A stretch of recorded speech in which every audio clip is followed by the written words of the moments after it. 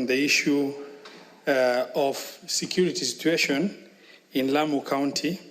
And Madam Speaker, I would like to expound that issue even further to be able to really give the context within which we discuss the existential threat that is facing the population of Lamu, population of Mandera County, Wajia and Garisa County, as that is resulting from terror activities within our borders. Madam Speaker, the situation in the recent past, over the last 3 or 4 months, the frequency of occurrence of terror incidences and the severity of occurrence of terror incidences have really increased, particularly in Lamu County and Mandera County. And as such, we've had situations that the spillover effect of that has really affected many sectors beyond the threat of the lives of the population of these counties. Madam Speaker, in the past, the terrorists in the name of Al-Shabaab have been able to really create a situation where they really wanted to pit Kenyans against each other by saying we target only non-Muslims. And that issue, thanks to the Kenyan population as well as the government of Kenya, that could not see the light of the day. Because while they were making that statement in Kenya, but they were killing wantonly only Muslims in Somalia. And, blowing up hotels and restaurants and, joints of social event where only Muslims were, doing business in that area.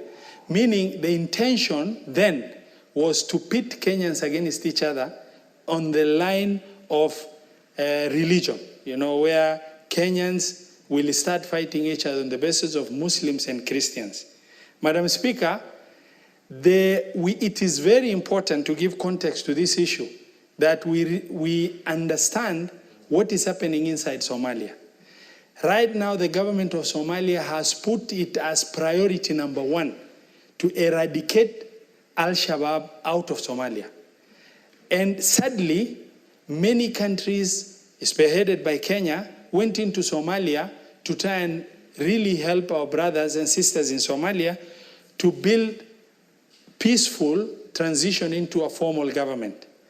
However, countries like our neighbors in Ethiopia have taken a very strategic decision where the security forces of Ethiopia were deployed along the border between Somalia and Ethiopia.